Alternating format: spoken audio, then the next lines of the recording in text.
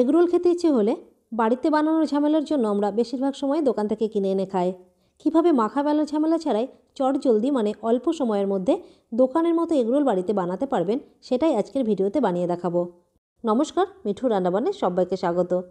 আমার আজকের রেসিপি ঝামেলা ছাড়াই চটজলদি দোকানের মতো এগরোল। তো চলুন দেখে নেওয়া যাক। তো এগরোল বানানোর জন্য প্রথমে এখানে একটা মিক্সিং বোলের মধ্যে নিয়ে নিচ্ছি ময়দা। এখানে আমি 2 কাপ ময়দা নিয়ে নিলাম। এবার এর মধ্যে দিতে হবে লবণ। তো আমি এখানে ছোটো চামচের হাফ চামচ মতো লবণ দিয়ে দিলাম। লবণ দিয়ে এবার ভালো করে এটাকে মিক্স করতে হবে। তো মেশানো হয়ে গেলে এবার এর মধ্যে জল দিয়ে একটা ব্যাটার তৈরি করতে হবে। তো প্রথমে এর মধ্যে 1 কাপ জল দিয়ে ভালো করে এবার এটাকে মিশিয়ে নেব। আর প্রথমে এর মধ্যে খুব বেশি জল দেওয়া যাবে না, তাহলে ব্যাটারটা পাতলা হয়ে যাবে। তো আমি এখানে আরও 1 কাপ মতো জল দিয়ে দিলাম। টোটাল এখানটায় জল দিলাম 2 কাপ। এবার ভালো করে এটাকে মিক্স করতে হবে যেন ব্যাটারটা স্মুথ হয়, মানে এর মধ্যে কোনো দলা না পেকে যায়। এখানে দেখতে পাচ্ছেন জল দিয়ে ভালো করে মিক্স করে একটা ব্যাটার রেডি করে নিয়েছি। এবার এর মধ্যে দিয়ে দিলাম 1.5 চামচ তেল। তেল দেওয়ার পর এবার এটাকে আবারও ভালো করে মিক্স করতে হবে।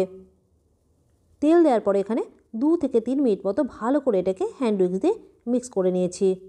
আর এগরোলের পাওয়াটার জন্য ব্যাটারটা এখানটা একদম রেডি। এবার হাতা দিয়ে তুলে দেখাচ্ছি। দেখে হয়তো বুঝতেই পারছেন ব্যাটারটা কতটা পাতলা কতটা গাঢ় হয়েছে। আর হাতায় করে তোলার পর দেখুন হাতা থেকে কিন্তু সম্পূর্ণ ব্যাটারটা ঝরে যাচ্ছে না, কিছুটা পুরু হয়ে হাতার গায়ে লেগে আছে। মানে এই রকম করে কিন্তু ব্যাটারটা রেডি করতে হবে। খুব বেশি পাতলা হবে না, আবার গাঢ় হবে না। এবার চলুন এগরোলের জন্য পরোটাগুলোকে রেডি করে নিই। তো পরোটা তৈরির জন্য ফ্রাইং প্যান গরম করে নিয়েছি। এবার এর মধ্যে একটু তেল দিয়ে ভালো করে তেলটা দিয়ে ভেতরটা ভালো করে একটু মুছে দিলাম। এবার গ্যাসের ফ্লেমটা লোয়ে রেখে এর মধ্যে ব্যাটারটা দিতে হবে। এখানে 1.5 হাতা মতো ব্যাটার দিয়ে এটাকে ভালো করে গোল শেপে এভাবে ছড়িয়ে দিতে হবে। খেয়াল রাখতে হবে পরোটাগুলো যেন খুব বেশি মোটা না হয়। এবার এভাবে লো ফ্লেমে রেখে দিতে হবে যতক্ষণ ওপরটা শুকিয়ে আসছে। আর 30-40 সেকেন্ডের মধ্যে দেখবেন ধীরে ধীরে ওপর থেকে এটা শুকিয়ে আসছে। ওপর থেকে শুকিয়ে এলে পরোটাটা এবার উল্টে দিতে হবে। তারপর গ্যাসের ফ্লেমটা একটু বাড়িয়ে এইভাবে সাইড থেকে আর উপর দিয়ে একটু তেল দিয়ে উল্টে পাল্টে পরোটাটা ভাজতে হবে। আর এগরোলের জন্য এই পরোটাগুলো ভাজতে কিন্তু খুব বেশি সময়ও লাগে না। একটা পরোটা ভাজতে 2 থেকে 3 মিনিট মতো সময় লাগবে। আর চেষ্টা করবেন এই পরোটাগুলো ননস্টিক প্যানে ভাজার, তাহলে কিন্তু খুব সহজেই উঠে আসবে। আর এখানে দেখতে পাচ্ছেন পরোটাটা ভাজা হয়ে গেছে, 2 সাইড থেকে খুব সুন্দর করে ভেজে নিয়েছি। এবার এটাকে একটা প্লেটে তুলে নিলাম। একইভাবে একটা একটা করে সব পরোটাগুলোকে এখানটায় ভেজে নিয়েছি।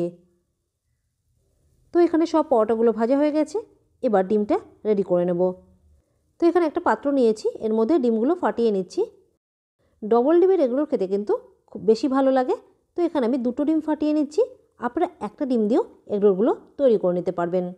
এর মধ্যে দিয়ে দিলাম একটু লবণ আর একটু গোলমরিচের গুঁড়ো। এবার ডিম দুটোকে একটা কাঁটা চামচ দিয়ে ভালো করে ফেটিয়ে নিতে হবে। ভালো করে মিক্স করা হয়ে গেছে। এবার এখানে আবারও ফ্রাইং প্যানটা ভালো করে গরম করে নিয়েছি। দিয়ে দিলাম 1 চামচ তেল। তেলও এখানে গরম হয়ে গেছে। এবার ডিমের মিক্সারটা এর মধ্যে দিয়ে দিতে হবে। ডিম দেওয়ার আগে আবারও ভালো করে একটু ফেটিয়ে এর মধ্যে দিয়ে দিলাম। এবার এইভাবে একটু ফ্রাইং প্যানটা নাড়িয়ে ডিমটাকে ভালো করে চারিদিকে ছড়িয়ে দিতে হবে। আর ডিমের ওপরটা যখন হালকা ভেজে ভেজে থাকবে, মানে পুরো শুকিয়ে যাবে না, তখন ডিমের ওপর পরোটাটা দিতে হবে, তাহলে ডিমের সাথে ভালোভাবে আটকে যাবে। এবার 2 সাইড থেকে উল্টে পাল্টে একটু ভেজে নিতে হবে, তাহলেই এগরোলের জন্য ডিম পরোটাটা রেডি হয়ে যাবে। তো এখানে দেখতে পাচ্ছেন উল্টে পাল্টে এগরোলের জন্য একটা ডিম পরোটা রেডি করে নিয়েছি। এবার এটাকে নামিয়ে নিচ্ছি। এবার বাকিগুলোকেও একইভাবে তৈরি করে নেব। এখানে 2টো ডিম দিয়ে পরোটাটা রেডি করে নিলাম, আর বাকি পরোটাগুলো একটা ডিম দিয়ে রেডি করে নিয়েছি। এবার চলুন এগরোলগুলোকে তৈরি করে নেওয়া যাক। এগরোলের জন্য এখানে নিয়েছি দেখুন একটু গাজর। আমি গাজরগুলোকে একটু গ্রেট করে নিয়েছি, আপনারা কুচি কুচি করে কেটেও নিতে পারেন। নিয়েছি একটু শসা কুচি, ঝালের জন্য নিয়েছি লঙ্কা কুচি, আর নিয়েছি কিছু পেঁয়াজ কুচি। এবার প্রথমে একটা পরোটার ওপরে দিয়ে দিচ্ছি টমেটো কেচাপ।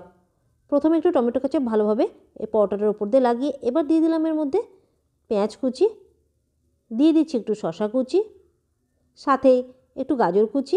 আপনারা পেঁয়াজ শসা গাজরের পরিমাণটা একটু বাড়িয়েও দিতে পারেন, আবার একটু কম করেও নিতে পারেন, যে যেমন পছন্দ করবেন।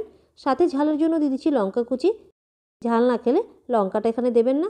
আর দিয়ে দিলাম এখানটা একটু সামান্য ধনেপাতা কুচি। ধনেপাতা কিন্তু একদম দেওয়া অপশনাল, তবে হালকা করে একটু ছিটিয়ে দিলে খেতে বেশ ভালো লাগবে। এর সাথে একটু ওপর দিয়ে একটু চাট মশলা আর একটু গোলমরিচের গুঁড়ো আর একটু সামান্য লবণ ছিটিয়ে দিলাম। দিয়ে এর উপর দিয়ে আবার একটু দিয়ে দিচ্ছি টমেটো কেচাপ। তো মাখা বেলার ঝামেলা ছাড়াই সহজে কীভাবে বাড়িতে এগরোল বানানো যায় সেটা আশা করছি আপনারা বুঝতেই পেরেছেন। এবার এটাকে ভালো করে রোল করে নিতে হবে। তারপর দোকানের মতো এভাবে কাগজ দিয়ে একটু মুড়ে দিলেই সার্ভ করার জন্য এগরোলগুলো একদম রেডি হয়ে যাবে। আর এই এগরোলগুলো তৈরি করার জন্য না আটা মাখার ঝামেলা, না বেলার ঝামেলা। আর দেখতেও যেমন এগরোলগুলো দোকানের মতো লাগছে, খেতেও দোকানের মতো লাগবে। তো এইভাবে বাড়িতে একবার এগরোল বানিয়ে দেখবেন। আশা করছি আজকের এই এগরোল বানানোর পদ্ধতিটা আপনাদের ভালো লাগবে। আর রেসিপি ভালো লাগলে লাইক শেয়ার করে প্লিজ চ্যানেলটিকে সাবস্ক্রাইব করে দেবেন। ধন্যবাদ।